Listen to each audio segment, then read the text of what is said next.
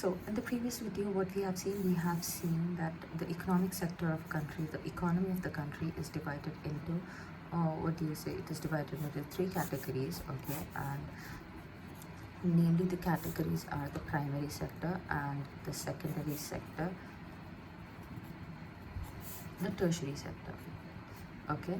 Now, understanding why are they called as economic sectors? They are called economic sectors for the fact that they are going to show how well or how good the economy of a country is doing, okay? The economic sector shows which economic level a country falls into. First and foremost thing, it falls into what category, whether it is a developed country or a developing country. Depending upon these economic sectors, we can classify a country whether it is a developed country or a developing country, okay? That is one thing we can do. And we can also estimate from what source a country is getting its income, because not every country is going to have all the three sectors, or one country is going to have only one sector and rest the other sectors are not there. So what sources of income are there for that particular country? That is what is going to be declared depending upon these three sectors, and so hence they are called as the economic sectors in here, okay? So coming to the primary sector, as we already know that usually this deals with the natural resources. It deals with natural resources, okay? And natural, when I say the word natural resources, it is mainly with respect to the, what we can say, to the mining of the natural resources, to growing and natural resources. That is what falls under the category of the natural resources. Going to the secondary sector, the secondary sector is usually dealing with the manufacturing processes, okay? So manufacturing processes are being taken into consideration, and the tertiary sector deals with providing services to the people around, okay? So these are the sectors that we usually have and that we usually keep dealing with, okay? Now going beyond this sectors, how do I classify a country, whether it is falling under the developed countries or underdeveloped countries and all? We're going to see now. A country which usually deals with the natural resources is considered to be a developing country, okay? What is it supposed considered to be? It is considered to be a developing country. Why? Because it does not have many of the industries. Much of industrialization is not there. If they have industries also, they will be small scale industries, not large scale industries will be there. So that falls under the category of the developing country. Now it does not mean that, you know, a country which has the primary sector or which is a developing country will not have secondary and tertiary. Tertiary sector is usually providing services like, you know, be it a childcare service, a teacher, a doctor, or something. Every country nowadays is having all of the tertiary sectors. A barber is there, a saloon is there, a bakery is there, a hotel, a tourist, a restaurant is there. All of these things are there, which falls under the category of the tertiary sector, isn't it? These are all provided in, are present in each and every country. Now, when I talk about a developing country may have will have high population invested in the primary sector, less population invested in the secondary sector, and an optimum amount of population invested in the tertiary sector. So we are declaring a country to be developed or underdeveloped or developing depending upon the primary and secondary sectors itself. So a country with high primary sector, low population in the secondary sector is called as a developing country. Going to the secondary countries are usually, secondary sector countries are the ones which are developed countries, okay? Developed countries. And in here, what do you see? That there is more of secondary sector. People involved in manufacturing are more when compared to the people involved in the primary sector, okay? And the tertiary sector again will be optimum in here. Depending upon the population and their needs, the tertiary sector will exist, okay? So such countries are called as developed countries, wherein you see that, you know, most of the output is coming from the secondary sector. Most of the output of income is coming from the of income of the country is coming from the secondary sector, developed country. If it is coming from the primary sector, it is considered to be the developing countries, okay? Now going to the activity 2.2. Before that, there's a case study given. I need you to pause the video over here, go read the case study and come back here. Now, since you have read the case study, I want to just give you a brief of it. It is talking about two countries, one of them being India and the other being the Papua New Guinea, okay? Papua New Guinea. It's actually GUINEA. Okay, New Guinea are the two countries that they're talking about. They're saying that India is rich in textile industry. It is rich in textile industry, in steel industry, and in car manufacturing. Okay, whereas Papua New Guinea is good in copper reserves. Okay, copper reserves, gold reserves, or now copper. The gold is also called as aurum, and this is a Latin name of gold. Okay, so they have gold reserves, and then you have what do you say, they have the high amount of oil reserves in here, as well as what is being mentioned. They have good amount of forest also. Okay, and it is said that with these forests they can use the timber that they're going to get it, and they can still move timber that they can get from the forest. They can move into manufacturing business and increase the secondary sector in the country, is what they're going to talk about, is what they have said about. Okay, and come into the tertiary sector. And so what do we understand? This country is mainly dealing with the primary sector, and this country is usually dealing with the secondary sector. Two things are clear. Going to talk about the tertiary sector. The tertiary sector is almost equal in both the countries, because as I said that they are able to provide services depending upon whatever they can to the other people, whereas India is a little bit higher because of the IT sector being present. Okay, IT sector of India, information technology sector, is India is considered to be the largest industry of the IT sector. Okay, so Papua New Guinea is like in its early stages when compared to the tertiary sector, but still it is doing really good. So when compared to all the other population involved in the primary and secondary sector, it has more population involved in the tertiary sector. Now this can be understood by the table that is given in the textbook. The primary sector, the secondary sector, the tertiary sector. 52, 13 and 35 is there. 17, 26 and 57 is here. Okay, now what are these things? What are these numbers? This is for the Papua New Guinea. This is for India, and this is the national output. Okay, percentage of national output in the year of 2017 has been given over here. Now percentage of output means how much of income has the country been able to make, or how much of services they have been able to provide, or how much of manufacturing they have done. All of this is given. Now based on this, they have given a few questions in here. The first question is, explain what tertiary production means by using the examples from the case study. Tertiary production here they are talking about is providing tourism. Okay, providing service to the people, the basic definition you're going to write.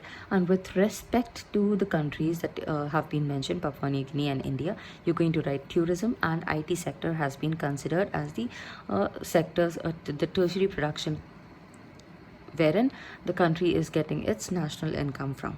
Okay, now going to the second question. The second question states that explain two reasons why the primary sector is relatively more important to Papua New Guinea than to India. We can say that since two reasons. First and foremost is they have a lot of Papua New Guinea is rich in minerals, and they have a lot of large reserves of primary products such as copper, gold and oil. The secondary reason is that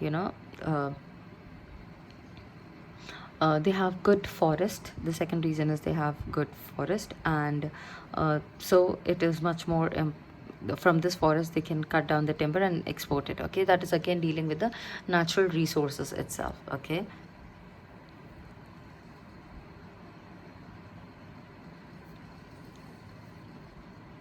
so here they ask like why primary sector is relatively more important to Papua New Guinea, because they don't have much of secondary businesses. Okay, they have very small secondary businesses. One of them is the palm oil processing one, the plywood production and wood chip production are the most important secondary businesses, but these are very small in quantity in the country, depending with respect to its rapidly growing population. So this primary sector is more important to Papua New Guinea rather than the secondary sector and the tertiary sector. Okay, or rather than to India. Now in the third question he is asking about in 2017 it was estimated that 47% of Indians worked in the primary sector. In that particular year,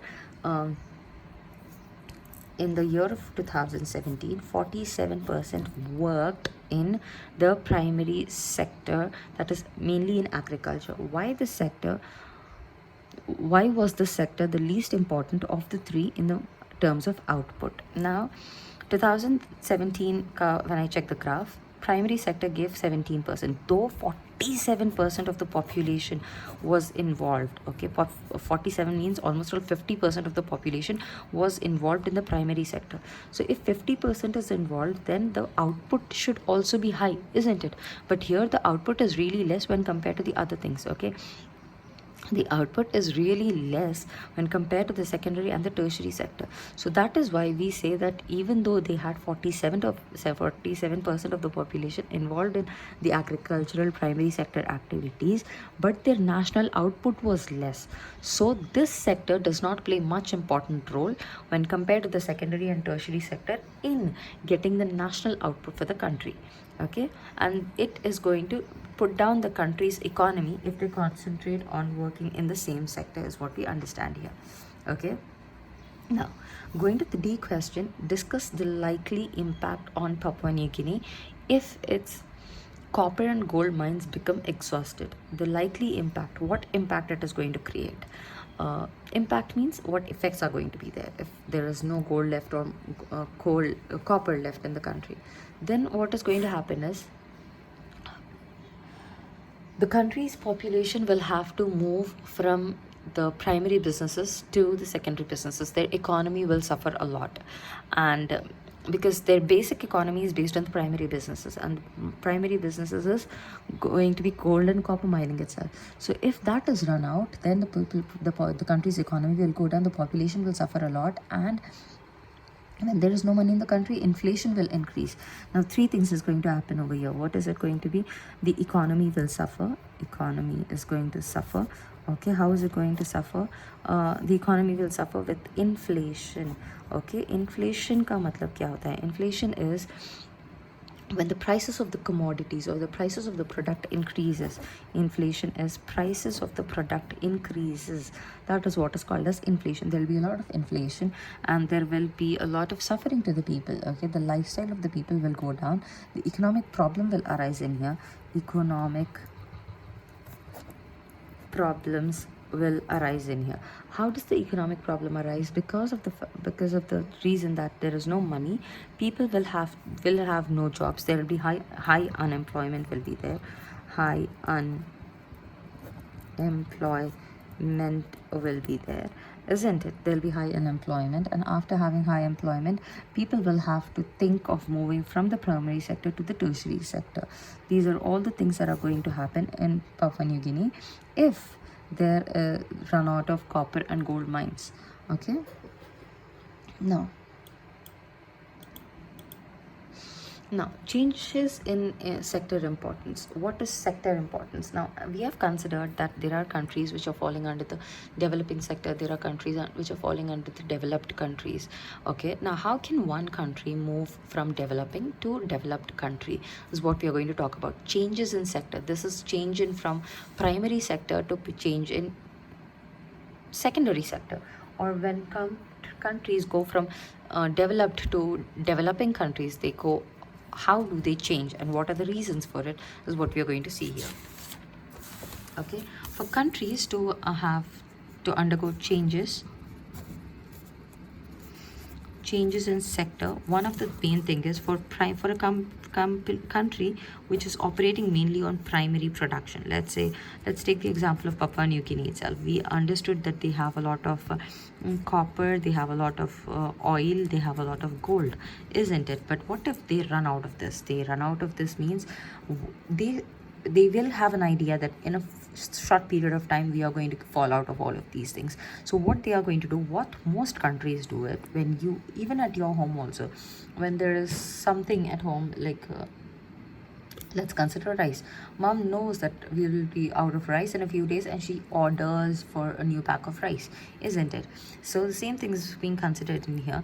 When Papua New Guinea sees that we are about to fall short of these, they will start investing more of their time, more of their money into a secondary sector business. Okay, and what is the secondary sector businesses? From the timber that they are going to get from the forest, they are going to start manufacturing. Okay, they will get into manufacturing the furniture.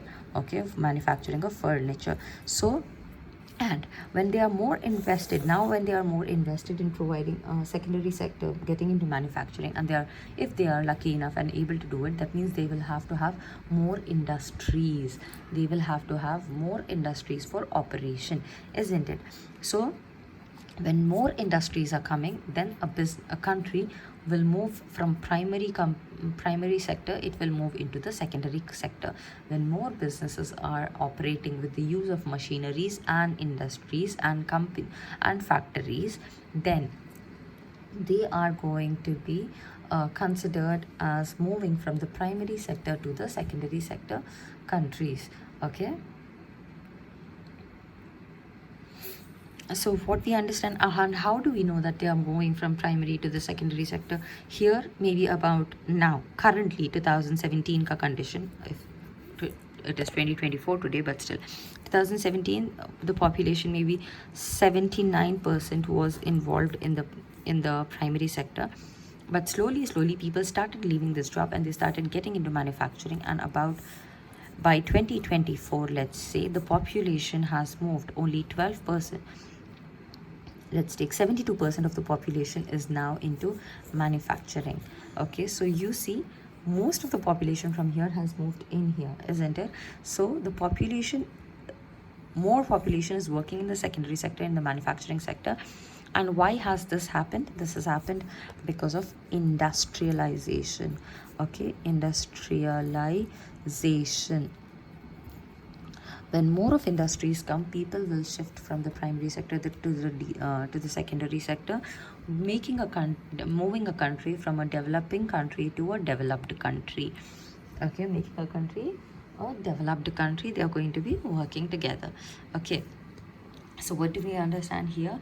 Countries can go from primary sector to the secondary sector with the population changing its course of work. Okay, more of the population will leave the primary sector and get into the secondary and the tertiary sectors, and this usually happens when there is industrialization happening. Okay, when there is a lot of industrialization, people will move from the primary sector to the secondary sector. Apart from that, at times there will be some countries that will go from secondary sector back into primary sector. Now, you may think, how is that possible? There have been scenarios where the countries have moved from the primary sector, secondary sector to the primary sector. Okay, in 1970s and around, it was seen that most of the countries, because of the deindustrialization happening after the World War II and all, it was seen that most of the countries that were considered to be developed countries and were having most of its population involved, population was involved in the secondary businesses, that is manufacturing businesses, had to drop down their businesses and had to move into primary sector and start with the natural resources. Okay, so such type of businesses, such type of activity is called as deindustrialization. Okay, what is happening over here? There is going to be a decline in the manufacturing of the secondary sector businesses. There will be decline in the manufacturing of the products in a country, and it goes back to, and more of the population will be getting back to the primary sector. Okay.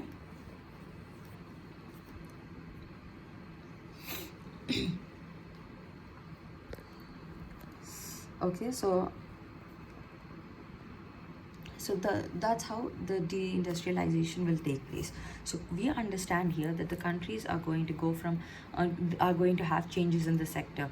Okay, either they're going to go from the primary to the secondary, or at times they will be, when there is deindustrialization, they can go from secondary to the primary sectors of the industry. Okay, of the economy as well. Okay, in here there are two scenarios given.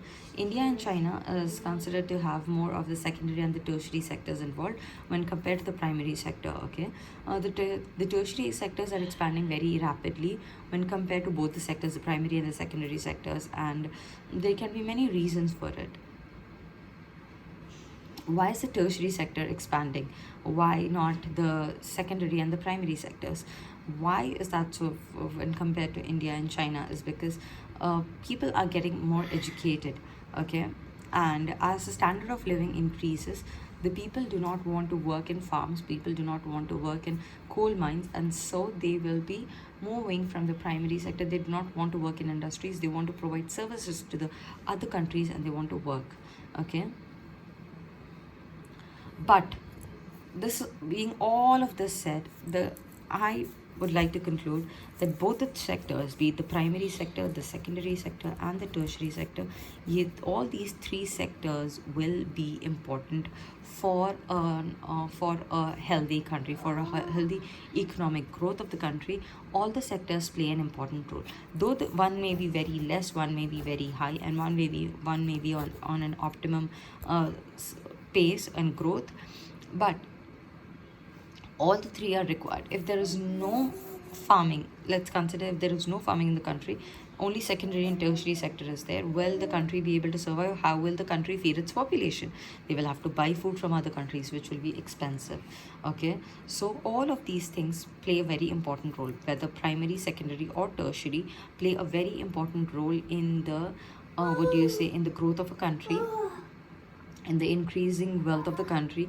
And when the country is developing, okay, when the country is moving from developed to from developing to developed, what is going to happen? There is going to be a better education in the country, better standards of living of the people, better quality life will be there, because when you're getting earning more, you're going to have a better life, you're going to take care of yourself and the people around you with whatever you have and everything. So all of these things add up to the what do you say, they add up to the country's development. Okay, another case study has been given over here. I just want you to pause and read through the case study and come back in here.